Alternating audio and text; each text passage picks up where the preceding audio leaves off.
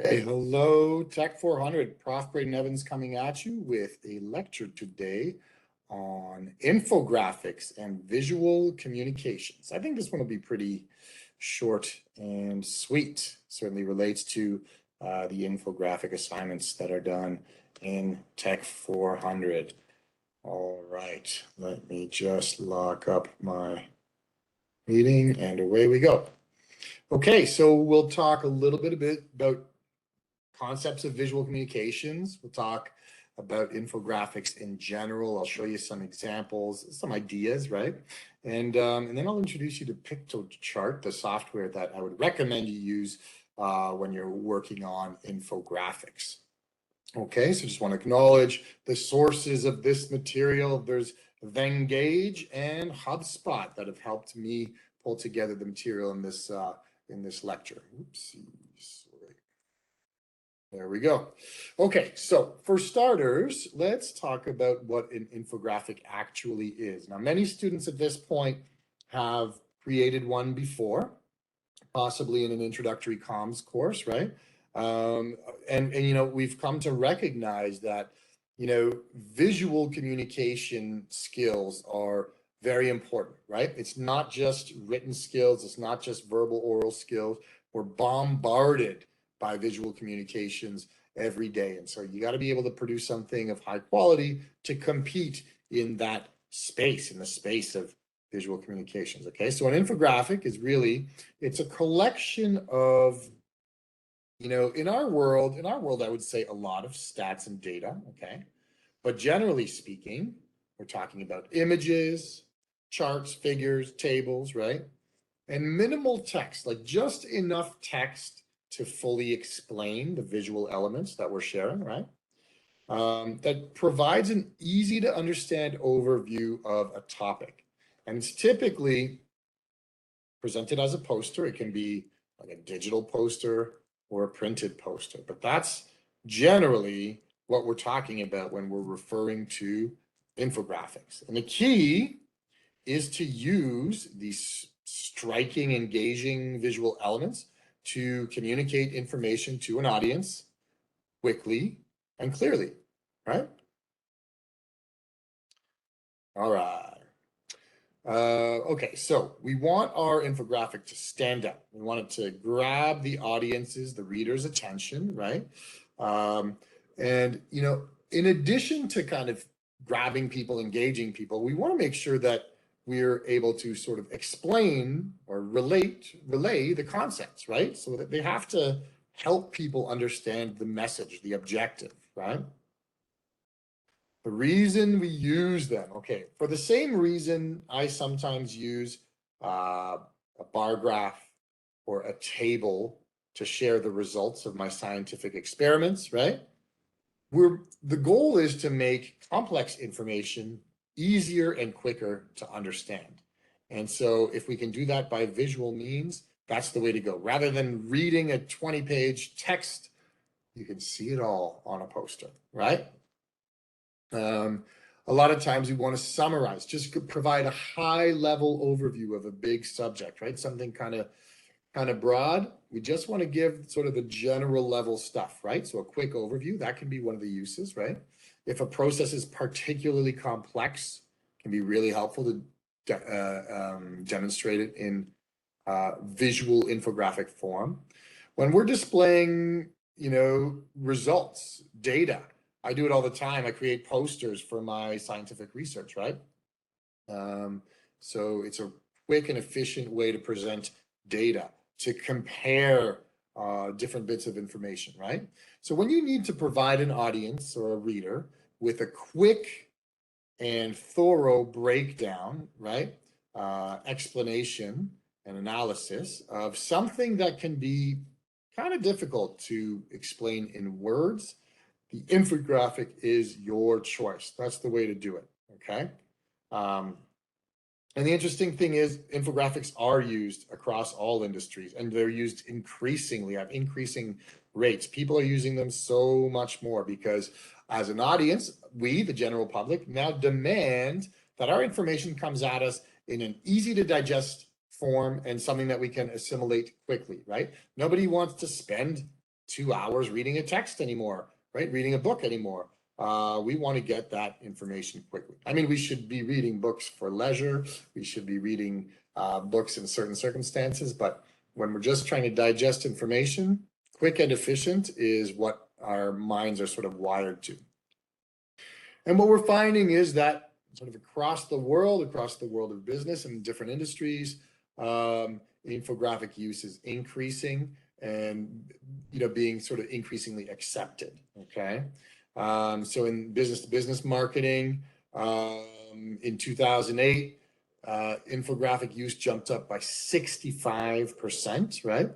And there's a lot of fundamental research that supports their effectiveness, the effectiveness of infographics. So some research was done to look at how much like one image, okay, one sort of visual element could help people understand some written text that was associated with it, right? And it was found that, the average reader could sort of retain the information better at a rate of 55% when there was an image associated with some written material. Okay, so we know this is effective, and we know we're using it more and more across different industries. So for you as a Seneca student, this is a great opportunity to develop your skill set. Okay, now it's really important that we don't just throw some images together and say, here's an infographic. You're telling a story with this thing, right? Just like you would if you were writing a paper, but you're just doing it using visual elements. And so you need an outline, and you need to organize your various ideas, right? You need to organize the things that you want to share and present. So it's got to have some flow, it's got to have some logic, and there's nothing better than using an outline and using headings to help you do that, right? Break it down into sections, manageable pieces, okay? Now, when you're developing your outline, there's a couple of key points to focus on. So first off, what are the key takeaways? What is your main objective? What are the main things that you want people to walk away from your infographic understanding and knowing? Okay, so that's step one. What are my main points here? Step two, have an engaging title, and then produce some headings and subheadings and some organized sort of sections to your infographic in following with your main takeaways, right? So make sure that they're consistent with the main ideas you want the readers to get out of this, right? And then really consider like how much written material you're gonna include, okay? So, there's minimal text, but you want enough text that your images and graphics and visual elements can be understood. So this is a tricky balance, making sure you've got sort of enough in there as text to really be able to make your point, right? To make the reader understand what you're trying to say. Okay, so an underestimated sort of valuable element to all this is using an established template. And templates can really help organize you and set you up to tell your story, okay?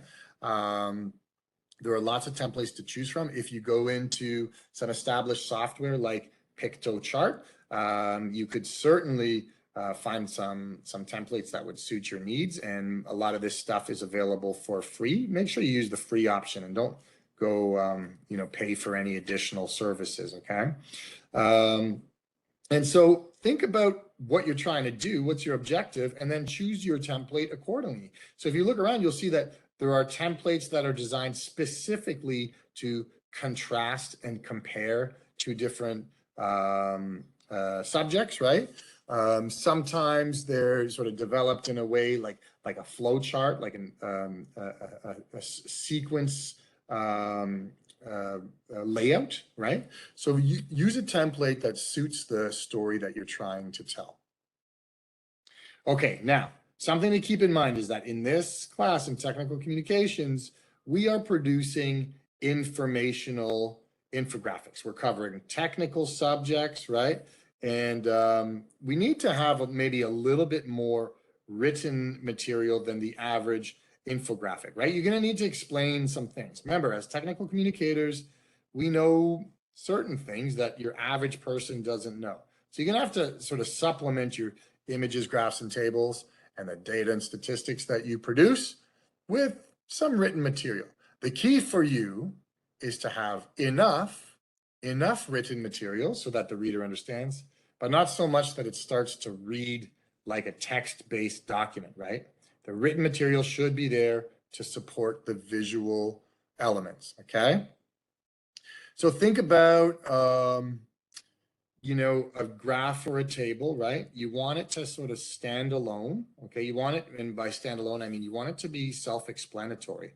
And to make sure that it's self-explanatory, you need a caption, right? A title for that graph or table that really does a great job explaining the contents of it, right? What is the data? What are the results? What is the information provided here, right?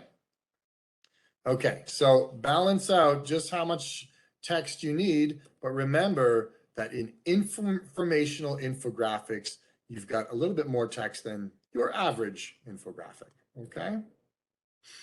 Okay, so what makes for effective design? Because when we look at, how these things are evaluated, there's always some criteria about the design.